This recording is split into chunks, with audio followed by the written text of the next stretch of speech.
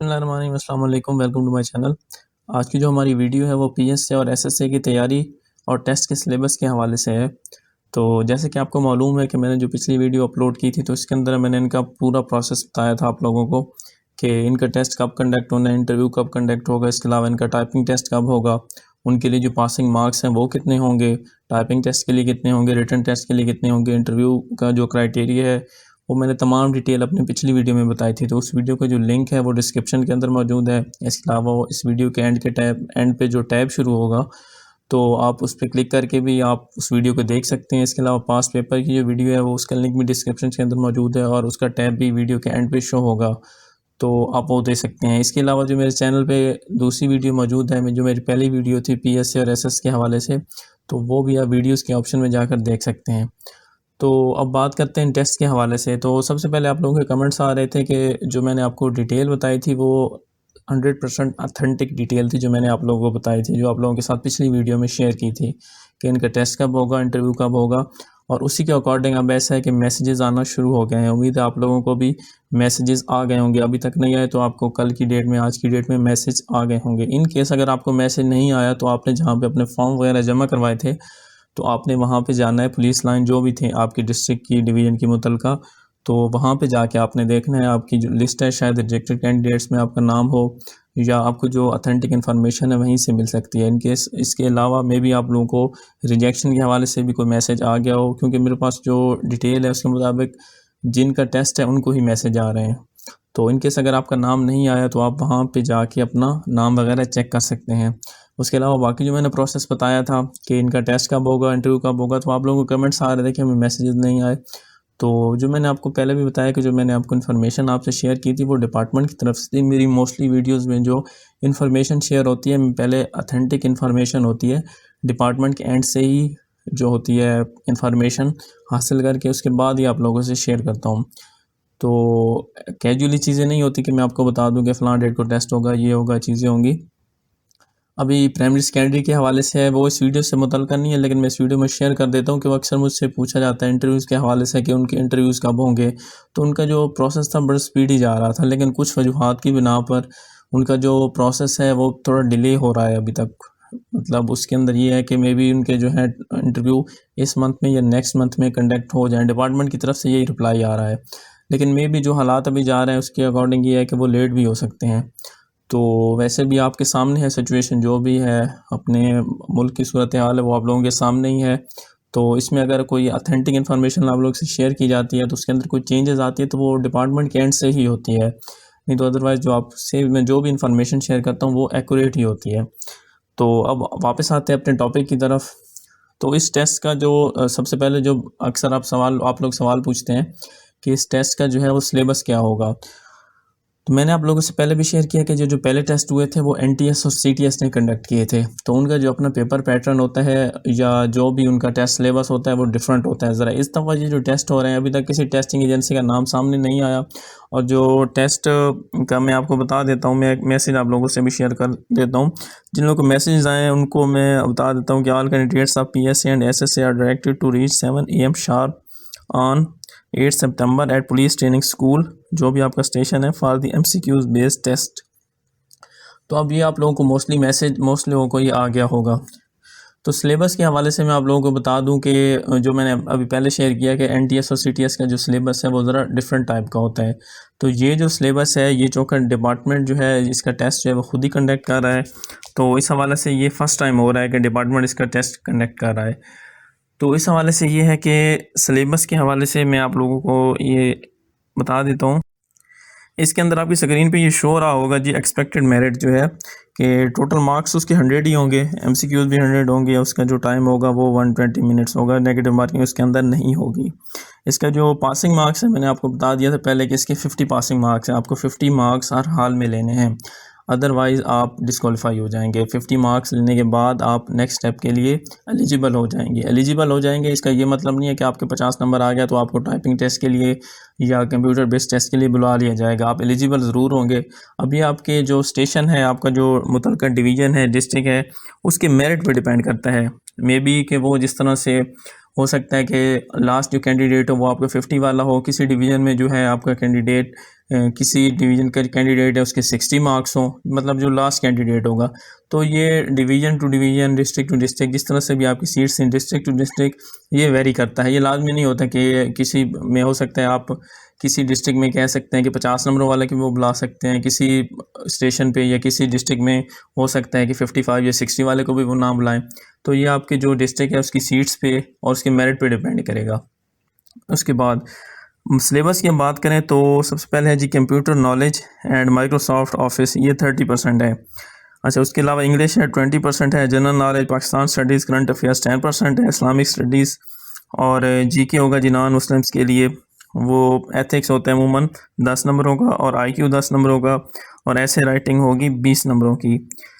अब ये मैंने जैसे आप लोगों से शेयर किया कि है एक्सपेक्टेड सिलेबस, तो इस हवाले से एक और सिलेबस भी है, वो भी मैं आप लोगों से शेयर कर देता हूँ। ये आपकी स्क्रीन पे शो हो रहा होगा। ये भी ऑलमोस्ट इतना ही है, इसके अंदर थोड़ा सा परसेंटेज चेंज है, बल्कि इसके अंदर भी वही परसेंटेज है। ऐसे राइटिंग इसके अंदर भी 20% है।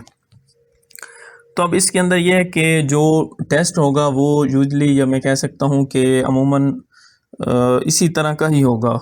मतलब कि आप कह सकते हैं कि आपकी जो परसेंटेज है मे भी वो चेंज हो जाए, यानी कि इंग्लिश अगर यहाँ पे 20 नंबर की है, 20 नंबरों की है, तो हो सकता है कि 25 मार्क्स की हो जाए। जनरल नॉलेज 10 नंबरों का है तो वो 15 नंबरों का हो जाए। इस्लामिक स्टडीज़ 10 की है तो वो 20 की हो जाए। इसके अलावा जो आपका टेस्ट होगा ना, वो इस सिलेबस से हट के हो ही नहीं सकता, क्योंकि इसके अलावा उसमें कुछ और रह नहीं जाता।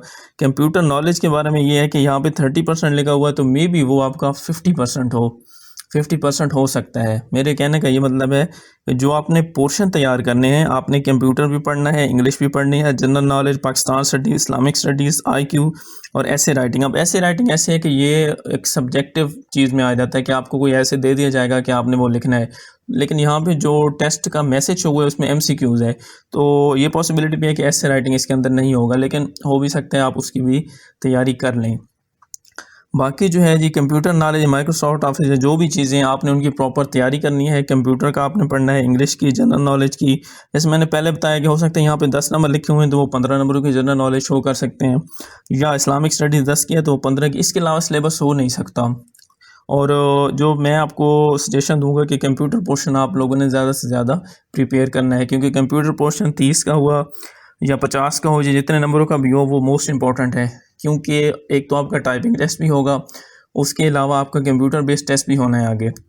तो जो आपका कंप्यूटर टेस्ट बेस होगा, आपका कंप्यूटर बेस्ड टेस्ट होगा आपका, वो कंप्यूटर से रिलेटेड ही होगा। मतलब हो सकता है कि जैसे मैंने आपको पिछली वीडियो में बताया था कि वो सिचुएशन बेस या सिनेरियो बेस हो सकता है कि आपको कोई पैराग्राफ दे सकते हैं वर्ड का कि इसकी आप इसको बोल्ड करें, इटैलिक करें लाइंस को, या पावर पॉइंट के अंदर कह सकते हैं कि कोई आप स्लाइड बनाएं, एक्सेल के अंदर कह सकते हैं कि आप उसके अंदर को फार्मूला पुटअप कर दें, या इसके अंदर कोई चार्ट बना दें। मतलब वो आपसे सिचुएशन बेस, सिनेरियो बेस होता है, वो टेस्ट होगा इसका कंप्यूटर बेस। तो इसके लिए कंप्यूटर का आना आप लोगों के लिए वैसे भी ज़रूरी है, प्रैक्टिकली तौर पे भी आपके लिए, आप लोगों के लिए बहुत ज़रूरी है।